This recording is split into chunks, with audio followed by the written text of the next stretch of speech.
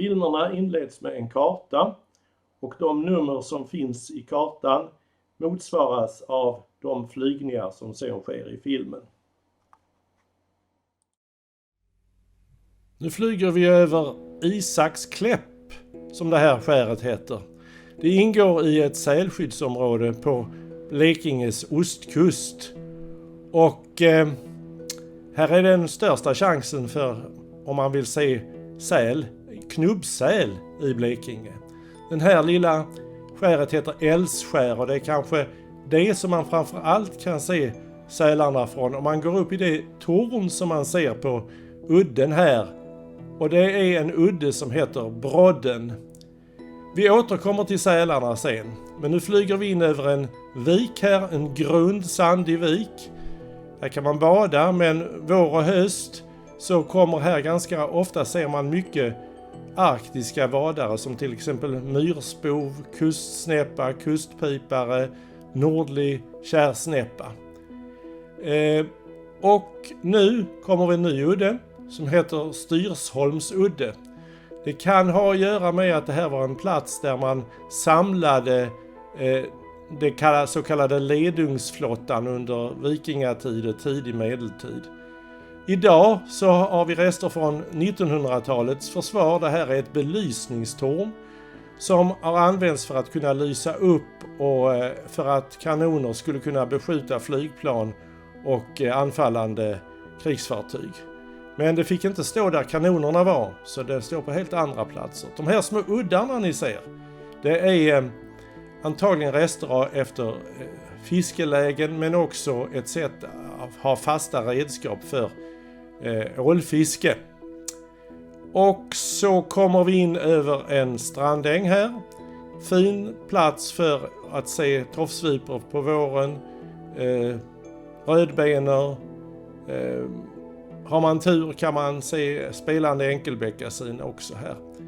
Så flyger vi in över några åkrar och vi är nu tillbaka snart och ser framför oss det här sälskyddsområdet.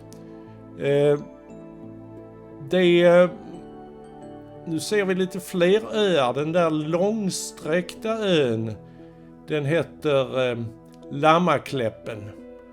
Och här kan man, ibland har jag sett upp till 60-70 sälar på kanten, alltså på stenar längs den här ön. Och sen till höger återigen Isakskläpp som har gett namn till det här sälskyddsområdet. Man får alltså inte under vissa delar av året inte paddla eller åka båt inom det här området för att inte störa sälarna. Den här sälarna här har en ganska märklig historia.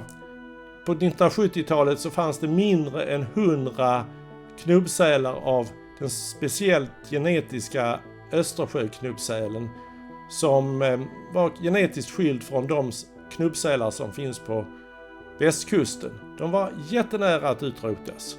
Men genom att förbjuda jakt på dem och att miljögifter som DDT och PCB som tidigare hade skadat dem mycket förbjöds, så kunde de öka. Och idag har vi ungefär 2000 Östersjöknubbsälar och det här sälskyddsområdet, Isakskläpps sälskyddsområde, det är en av de bästa ställena. Vita prickar här, det är knölsvanar som betar undervattensvegetation med sina långa halsar. Och andra vita prickar här, det är kossor som betar strandängen och gör stor nytta för att hålla det här, ska vi säga, kortklippta gräs- och örtvegetationen. Högre upp på land så växer här ganska fina stora ekar. Så en liten ekhagmark har vi också här. Och så vänder vi och strax flyger tillbaka mot sälarna igen. Och nu ska vi se på dem lite bättre. Nu ser vi först alla de här betande knölsvanarna. Det är ju kanske inte alla har funderat på varför de har så en lång hals, svanar. Det är ett sätt, en anpassning att kunna beta vattenväxter på grunt vatten. Här har vi knubbsälarna. och Isakskläpp i bakgrunden. Nej, det är, ja.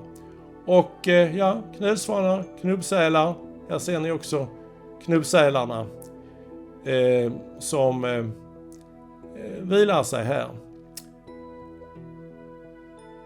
Och nu börjar, eftersom det har blivit flera knubbsälar, så har de börjat sprida sig också lite i östra Blekinge, på Blekinges sydkust i skärgården.